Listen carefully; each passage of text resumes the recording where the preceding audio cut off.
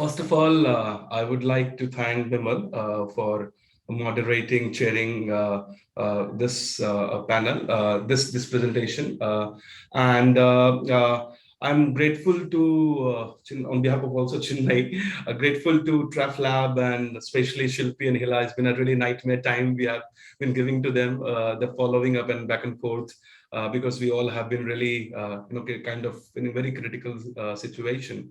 But I'm really grateful to organize and especially TraffLab for giving us this opportunity to contribute in such a significant book. And this chapter is very significant and very close to our work. And the best part is that as an activist, as a labor rights activist, it's a good opportunity for us also to contribute in such a very comprehensive and very significant academic exercise, which I think will definitely create a lot of buzz and discourse in understanding the complex question of the labor market. So thank you so much for this opportunity one more time. So I think this is how we divided. We already shared the chapter. Yeah. But Chinmay, if you can start with that, and then I can just kind of chip in and jump in on that. Yes. Yeah?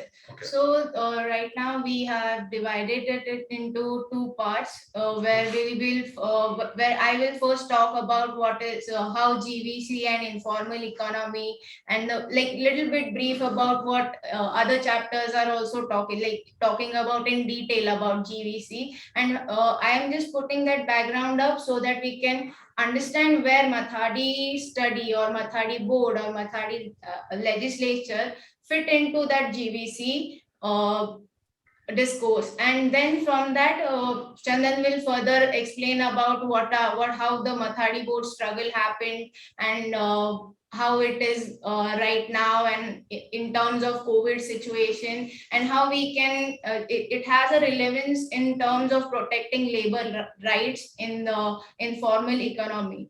So I will just start with the I'll start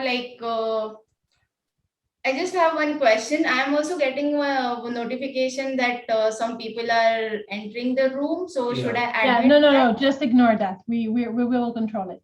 Okay. It's popping up again and again on the screen. It's popping up on the screen. Yeah. Okay. No problem. So yeah. So to put the context for this, so we have. Just trying to remove this. Move this. Yeah.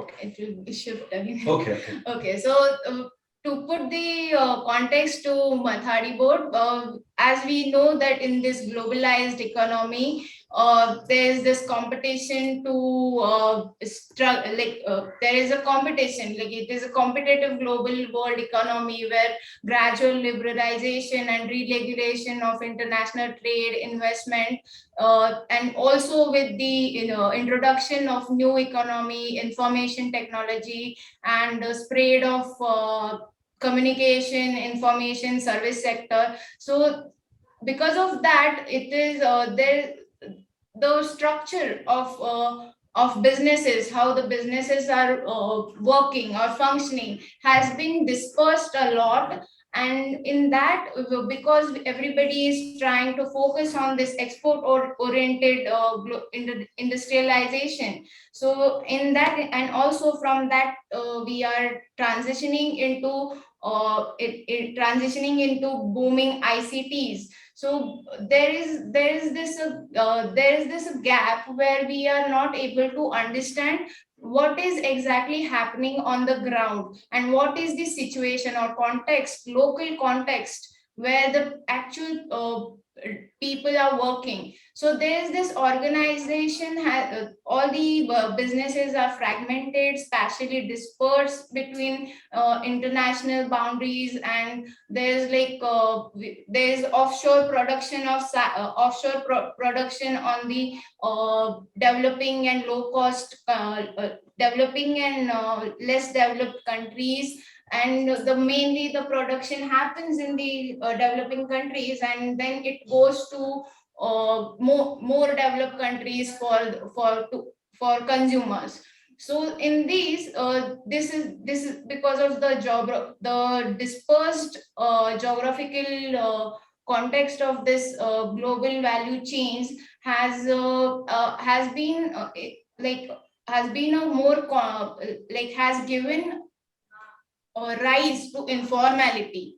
So it's not like it is accidental. Actually, if we see on ground that it is actually designed in a way so that informality is aided through global value chains governance. And why I'm saying it is informality and informal economy is aided through GVC is because there is so much of competition and they want to cut down the cost. So like David Harvey says, it's like accumulation by disposition. Yeah. So it because of that, because of that, informal economy is actually giving opportunities to firm centered GVC governance to have this competition and have more profits on that. So the question is whether workers from offshore production site in developing countries benefit from employment in these globalized industries. Just a second. What's happening? Yeah. So whether we take a garment or electronic sectors or brick lane industries in India or gig workers all over the world, so this firm-centered GVC regulation and governance has made working conditions exploitative. So there is like workers are working under tremendous pressure, and they have to come up with maximum productivity. Their wages are their wages are also competitive, so they don't get even basic minimum wages, so they are working below that. They are not able to survive for the basic conditions of life. Savings and doing social protection is a different part, and for that there are a lot of reasons, which like in terms of state and governance point of view, there is a reason in the developing countries that there is a limitation on administration and finance. There is a scattered and biased nature of social security, inadequate information available on unorganized sector, lack of data and also lack of political will.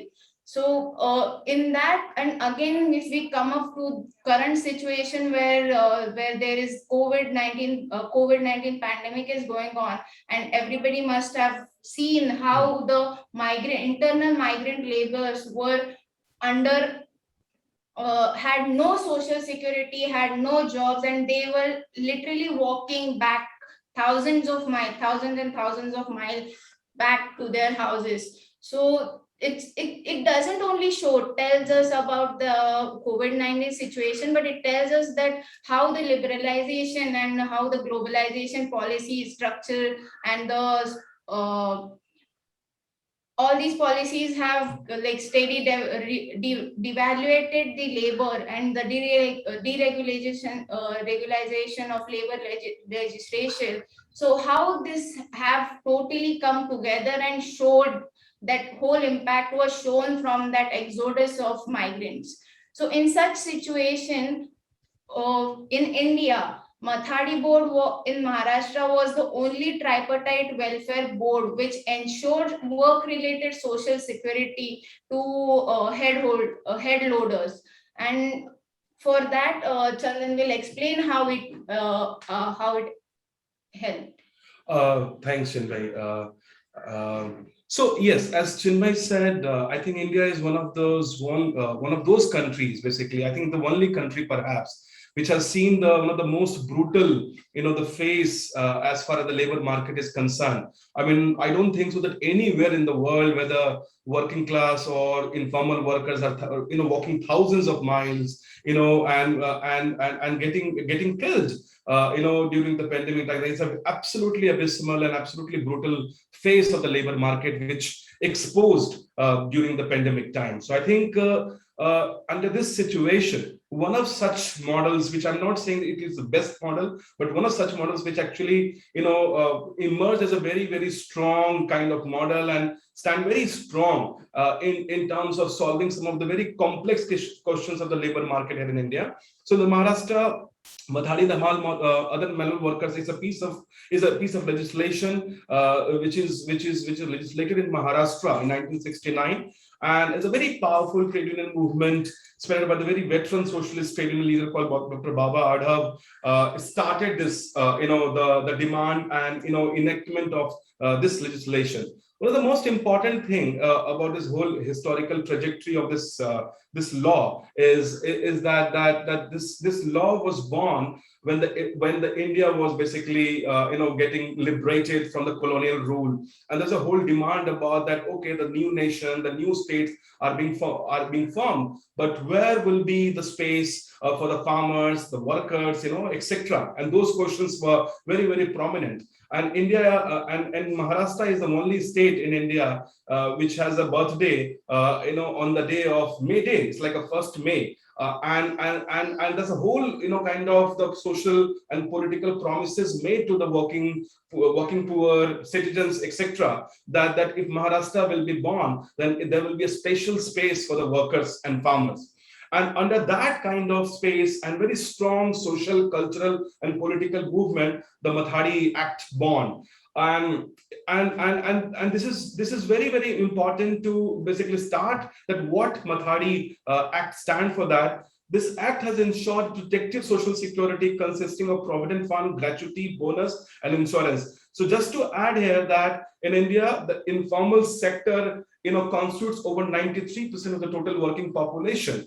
And if you see largely the access to social security, the only organized sector workers have access to what we call the kind of sugar coated social security, which is provident fund, gratuity, bonus. Mathadi Act was the first act which guaranteed social security meant for the organized sector, also for the unorganized sector workers. So that is a kind of very, very milestone kind of step in the independent India in a way. This law also promotes tripartite boards, which allows workers to go into the collective bargaining, also to the bargain with their employers, and also to basically enhance the working conditions. So this is a very, very unique in a way as far as the unorganized sector is concerned. Also, it talks about the mandatory registration for all the workers, also for the employers. So both sides, workers and the employers, both will be registered as a part of the board. Wage payments, which in India, that there's no concept called the wage payments, largely to the informal sector, but through the Mathadi board, there's a whole proper system of wage payment to this whole, kind of formal structure. Technically, the board has become the de facto employer, particularly for the payment of wages and the workers' compensation. So I think these are very, very important, churning as far as the labor market is concerned, where you don't have clear principal employer, you don't have any clear contractor, yet there is a state coming forward, and in the form of board, they're ensuring all the labor rights, what we call in terms of ILO decent work agenda. If I can also quickly talk more about the Mathadi, the whole trajectory. So it talks about the powers and the function of the board. So what will be the role of the board? How the board will facilitate the management of the entire worker structure? How will it provide the coverage to the manual workers? And it will also enhance the industrial piece. It's very, very important. If you see the trajectory of India in the last 4 or 5 years, there's so many militant violence happen in the industrial area, especially in the labor market. And Mathadi board has always promoted the harmony between the workers and the employer, because you have a de facto board who are facilitating the workers and employer both, and therefore there's a acute kind of absolutely harmonized relationship between the employers and the workers. So this is very, very important. And in short, in summary, I would say that this piece of legislation in India has promoted the whole core agenda of decent work of ILO, which is right to associations, collective bargaining. My slide. Okay. Yes, right to association, collective bargaining, social dialogue, and recognition of union power in the workers' council, which is very unique. I can just go and also talk about that, but maybe the time, because of time limit, Chinmanyi, the new labor law regime, which is coming to India in form of labor code, is absolutely pushing away all these basic labor rights, which is guaranteed by the ILO, whereas the Mathadi board still maintaining and managing all the basic ILO decent work agenda here. Next slide. the Mathadi board also, increases some of the very basic question which the labor market is trying to understand in India, which is about improving the conditions of employment, the better wages, social security, retirements, healthcare, and the housing. Housing, if you talk about the urban area, housing has become a very, very complex question. But in the case of Mathadi board, the unions have negotiated with the board, got the land from the municipal organizations, and built the excellent workers' housing in some of the cities of Maharashtra. Then you also talk about the inspections, the compliance, and also it reduces the burden of the employer. A lot of time, employers don't want to basically get into this whole employment relationship, whereas the board is very, very effectively done it. And therefore, we also get support from the employers as far as the functioning of the board and the workers' management is concerned. Next slide. Yes. The disputes resolution is also one of the main question, which is very, very prevalent across labor market. So Mathadi would also basically resolve the disputes with the employers and the unions. It also basically play the role of the facilitator, what we also call in the labor law, reconciliation and arbitration. So board is basically also facilitates the arbitration process between the employers and the workers, which is very, very again unique. If you go through the larger labor laws, there's not much kind of provision or any kind of space where the informal workers can have such kind of space. Whereas in this Mathadi board, you have a space where the workers can have a bargaining in terms of pushing the reconciliation and arbitration on any kinds of dispute on that. Yes, this is a basic provision which I can also, I'm just running out of the time, sorry about that. Yes, so a couple of things I would like to highlight about the Mathadi board in context of COVID-19. It has created a huge opportunity to finish the unfinished agenda despite wider recognition. So informal workers, what we are demanding is that in India, the state is pushing the agenda of the charity-based the social security, where you are asking workers to contribute, or in a kind of very, very, kind of minuscule kind of social security, because the state is not ready to pay any money. But in terms of Mathadi, there's a structure is that you have formalized the relationship between the workers and the employer, and you don't need to basically find and get more clauses where you keep hunting and following up with the employer for the contribution to social security. The board right away basically facilitates which is in line with the wage agreement. So for example, you get done any kind of work from the workers, and then at the same time, the employer is basically obligated to provide also what we call levy. And levy basically goes for the social security. So it's a kind of very unique, very unique structure where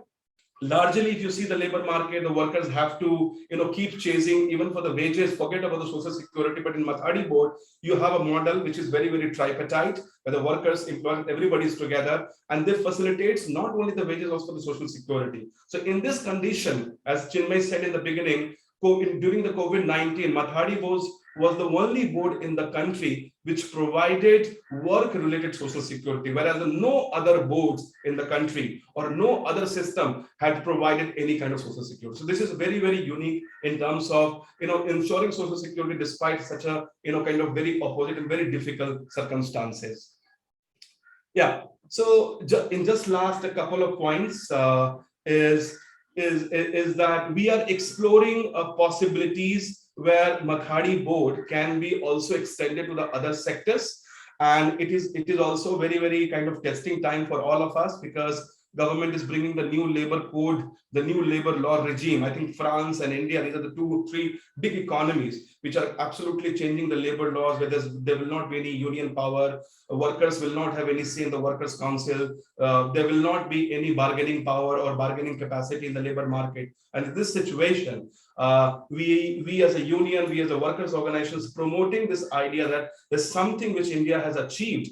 It has achieved the ILO principle, it has achieved the workers' right into the social justice framework. And despite you push the central labor codes, but on the state level, how we can preserve something which we have achieved through the historical, kind of trajectory and historical journey. And there's a technical clarity in India. the labor is in the concurrent list, which means that central government, which is the federal government, and state government both have an equal power. And therefore, we are asserting our power in more in the states, where the state can say that whatever you want to impose on us from the centrally, but we would like to preserve our own very rights, which we have achieved through the years of the struggle. So just wanted to add that. Thank you. Sorry, I was like running with the time because I didn't realize that we were like, yeah. No worries. Thank you so much, Chandan, Chinmay. This was good presentation and very interesting, actually, connection that you have made to the GVC, of course, which was required for us to have in this book. And I just wanted to add a small thing in that, which I forgot to mention. So in terms of GVC, it's not only about the workers who are working in unorganized sector or informal economy are getting affected, but the model like Mathadi also consider the issues of small and medium scale industries, which are also having a lot of troubles in terms of finances. Getting investment from the financial institution is a big issue for them, and it also take care of that and make sure that their issues are also considered in this tripartite board. So that's why this board is kind of a comprehensive, inclusive in structure, which makes sure that the legislation and legal rights are provided to everyone. wonderful. I have a couple of questions which I'm holding for now, and I'm asking Hila to come in with her comments first.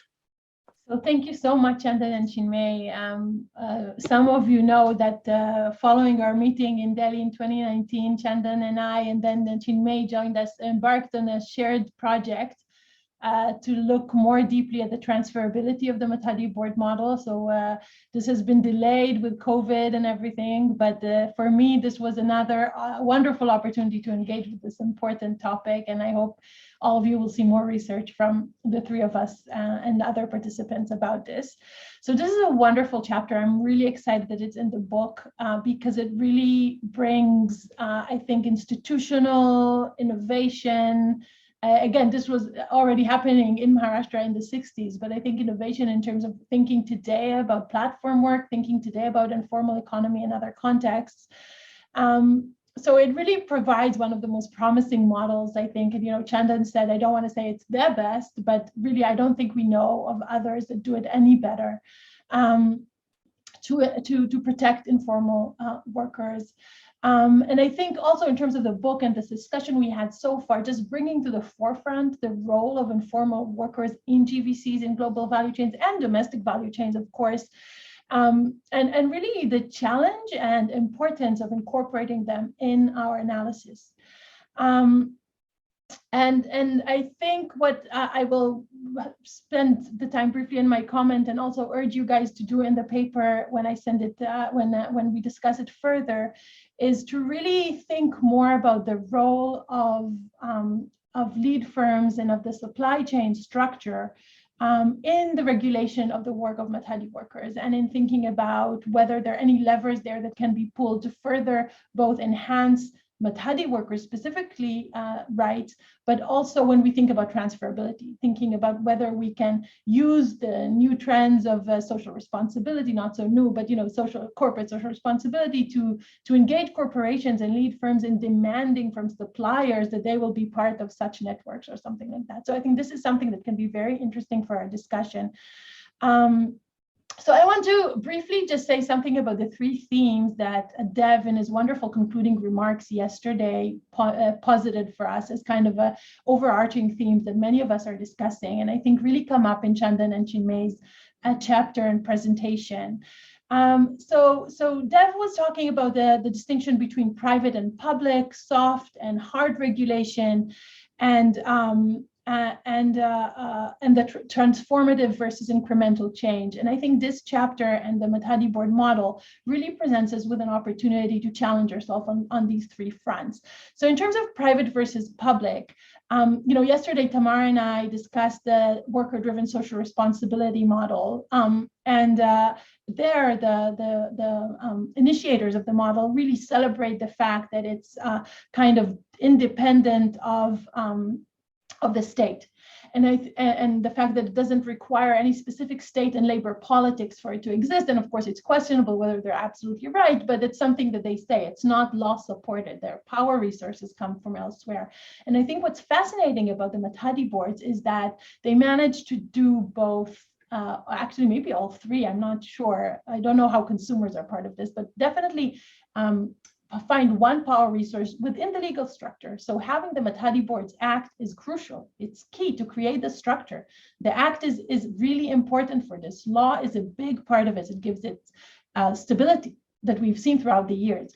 But at the same time, the government doesn't fund it. It's not subsidized. And this is something Chandan and Chinmanyi say that is so key to its success, because thinking about the developmental welfare state, it just does not have the funds or the willingness or to support such an elaborate welfare state structure. So we have here a system that kind of straddles public and private, and that it takes resources from the public institutional design, and then uses power resources of workers through unions and their bargaining power to negotiate and bargain with employers, right? They're not quite employers. They don't want to be employers, but let's call them employers for the sake of this discussion.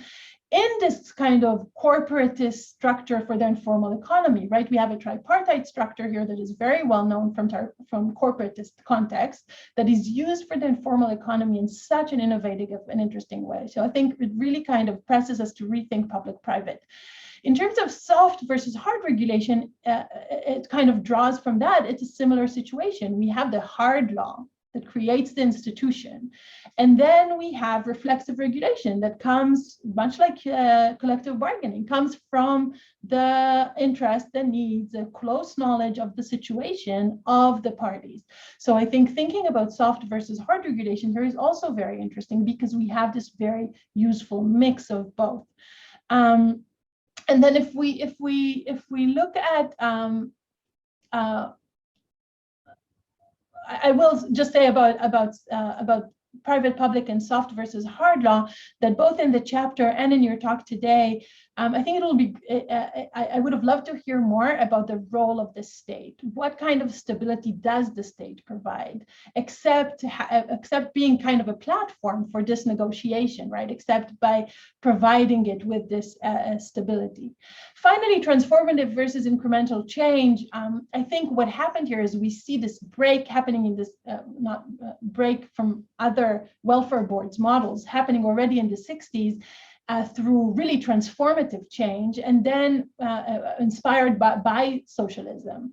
And then we see incremental change throughout the years of how the Mathadi boards stabilize themselves, how they grow above and beyond any other type of welfare board and the kind of services they provide. So we see here the mix that we've been discussing of both a transformative moment and then followed by incremental and sustainable change. And I think one of the big questions of Mathadi boards is, how do they manage to be sustainable, right? Because others failed and Mathadi boards remained. And I think there is something here that is just absolutely fascinating and has to do with this transformation versus incremental change. So I'll just end with 3 quick questions, and these are something we will discuss more as we work on the chapter. But one thing is, for me, would be really helpful to understand the position of Mathadi workers in GVCs. So you begin with chapter with saying, GVC literature tends to miss the informal economy. Here we have what are not even employees not of the lead firms and not of the suppliers. They're nobody's employees, right? By traditional labor and employment law. And so does the GVC literature, does it even see them? How does it see them? How are they incorporated into the global value chains? In many ways, they're the conduits of goods, of resources, right? They take them from one place to the next. They are absolutely necessary for the supply chain, for the global value chain, but also are posited as outside of it. And I think an immense contribution of this chapter can be creating this understanding of how to incorporate them into the value chain. The second is the role of lead firms. This is something that interests me generally in the Mathadi boards. Do they have a role at all? In the corporatist structure, it's employer, employee, and state. Here, when trying to think about lead firms, both domestic and global. I'm wondering whether they at all currently have any input and impact. I imagine they have impact on suppliers, which are the employers here. And I'm wondering if they kind of operate behind the scenes as well of the Mathadi board. And so just thinking about lead firms, do we even need them? And supply chain governance support to assist to transplant this or as a system. And that can be external to chain dynamics or maybe not external, I'm not sure. And the final question is about COVID. I think it'll be an absolute immense contribution to learn more about what happened during COVID. You say in the chapter, and you said in your presentation today, that social security was provided, which is immense.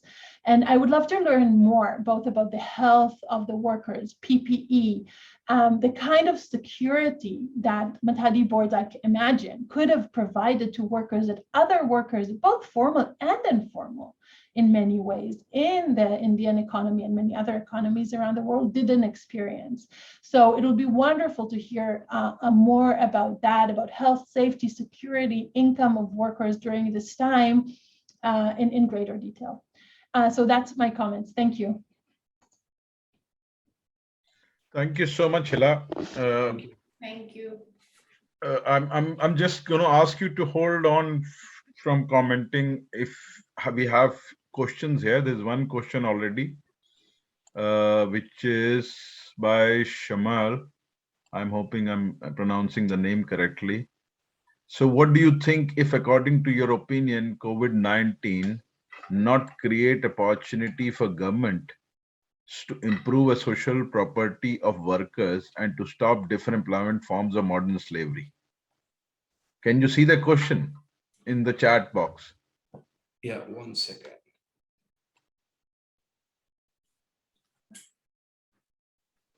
Yeah. I think Yanis also has a question. Yeah, what do you think, according to your opinion, COVID-19 does not create opportunity for the government to improve the social security of workers and to stop different employment forms of modern slavery? Yeah. Yeah, I think it's a very valid question. What we believe, especially in context of India, as I said in the beginning, that what the world saw, the brutal picture in India during pandemic, it never happened. It didn't happen anywhere in the world. I mean, I don't think so anywhere in the world that thousands of workers are walking and marching for miles. It happened anywhere in any part of the world. So in this situation, we believe that the pandemic has exposed our broken system. And that's the kind of line we have also taken, is that we have this situation. I mean, people like me, people like Chinmanyi have been saying this to government for so many long time, that please do the enumeration, please do the kind of registration of the workers, so that we understand that which workers are coming from which part of area, what is the whole plan for the social security, what is the whole plan for their housing and all the social protections measures, right? And government really didn't care about that. And this is the time when basically the working class agenda has come on the table. Shamul, I don't know if I'm pronouncing your name, please forgive me. This is the first time most of us are believing that the workers' agenda have come on the center of the policy discourse. And something is happening right now. I mean, just last week, government have announced the national database of the unorganized workers. This is like the first time in the history of India when the enumeration and registration of the workers is going on now. And government have set the target to register 380 million workers by December 2021. It's a huge number. It's a huge number. And we are also seeing that there's so many challenges, there's so many obstacles, though government is not listening, but let's say something is happening. And of course, it's a big because of the push of unions, movements, and also Supreme Court. A lot of pressure for the Supreme Court. So yes, I agree. This is a moment to basically highlight and confront the state, confront all the institutions that this is a moment to address the the hidden forms of modern slavery and talk about the workers' right at the core. Yeah, I agree. And we have one more questions. Yes. Yanis, You want to go? Yes, thank you, Bima. Thank you, Chandan and Chinmanyi. This was really interesting and new for me. So I was really glad to be informed about the situation. So my question was, what are, in your opinions, perhaps a little bit in the line of Hila's questioning, the lessons that we can draw from the fact that the Mathadi board is a regional arrangement? So when it comes to, if yesterday in the discussion, for instance, for Hila's and Tamar's paper on worker-driven social responsibility, one of the shortcomings that was discussed of such initiatives, such models, is that perhaps they're relatively contingent and it's questionable whether they can be replicated. Would you say that a similar concern might apply in the situation of the Mathadi boards? Would you say that the regionality of the arrangement is a strength of this model? Is it something that makes it work only in Maharashtra and could perhaps not work overall in India? How do you see this, the factor that it's just a state-bound model, play a role with regards to regulating global value chains and tackling modern slavery therein? I think it's a very good question. I don't know how to pronounce it. Ionis? Yeah, that's fine. Okay. No, what Hila said, I think these are very useful comments, and we'll definitely rework on our chapters. Some very useful, because we were thinking to make some connection. I think Hila said it. Thank you, Hila. But very particularly to your question, Ionis, we are actually exploring this. I mean, what Hila said in the beginning, that we are actually trying to, understand if this model can be extended to other sectors of India.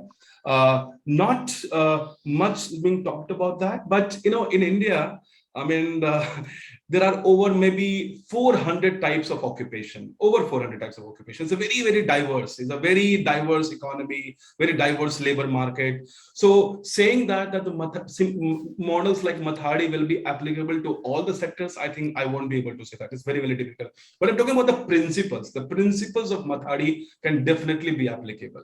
And therefore our effort, like Hila, we all are trying to basically explore whether it can be done in the West speakers, it can be done in the gig economy, etc. That's the kind of efforts are being put at this moment. There are some efforts have happened that to extending this model in other sectors, but unfortunately there's not much success because the current neoliberal, I would say, go further ahead, the fastest capitalist labor market, where you have, and in India, in the context of India, it is very prominent. You talk about the labor rights, and we have a fascist government. I mean, I don't have any shame to talk about that. You talk about the labor rights, they will engage you in the Hindu, Muslims, all this communal angle. So there's been a really big challenge for all of us to talk about the labor rights at the core in terms of that. But there are some success, there are some efforts on that direction that we can extend it. And how? I give you a small example. What Mathadi board does, Mathadi board is kind of formalize the employment relationship. If you see the entire supply chain, if the farmers is bringing their production from the rural area, they come to the institution called Agriculture Produce Market Committee, APMC, what we call. And from APMC, the whole farm product goes to the different, the small retailers, small shops, big market, some kind of very fancy kind of, the vegetable markets and all these areas. So throughout this whole value chain, there's a whole, the law basically gives you a provision that you cannot discriminate workers, you cannot basically, kind of minimize their wages. So in each and every step of this entire value chain, Mathadi protects the basic workers' right. It ensures the wages, it ensures the collective bargaining, it ensures your, the working hours and everything. So it's a very unique and very kind of very interesting in a way. And therefore, we are trying to basically bargain. Now there is some movement, like a West Speakers movement is demanding it, Bricklin workers is demanding it. So similar principles, but not exactly same, because if you talk about India, over 49% of the workers are self-employed, like kind of entrepreneurs model, like street vendors, home-based workers contributing immensely to the garment industry, though they live in the, small, the women workers live in slums. So it's very complex, Ionis. However, we are still very firm about the principles and we would like to push this agenda. Thank you. Okay, I'm sorry, we have run out of time. Chandan, Chinmay, just want to say that what you just said about the principles, extracting the principles played out in this act and through the act, that's very important, because all I want to say to you is I'm hoping you will be focusing and looking at, because you are claiming it to be a successful model, you're going to be looking at the factors leading to the success of this model and why your claim of success of this model is. So what factors and why is going to be important and useful. And I think that's when you may be able to make possibly like model Hila and Kumar are developing on worker driven social responsibility, some kind of a model possibly to demonstrate related or linked to the GVC.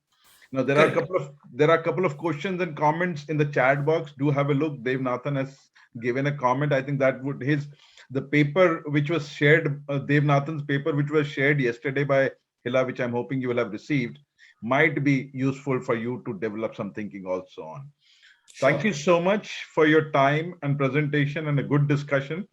I'm going to be moving. I'm sorry, I have to do this. Thank you for this opportunity, Bimalji. Thank you. Thank you very much. Thanks for your presentation and contribution. This is an amazing model, I must say. And this must be brought to the global knowledge and global domain. There are, of course, there are papers written on this.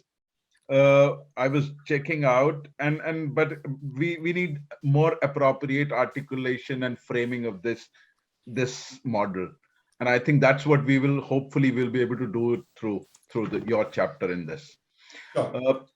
Thank you so much again, and I'm going to invite the next. Any other thoughts, anyone, or should we just have a quick open house generally? Thank you. Bye-bye. Thank you. Bye.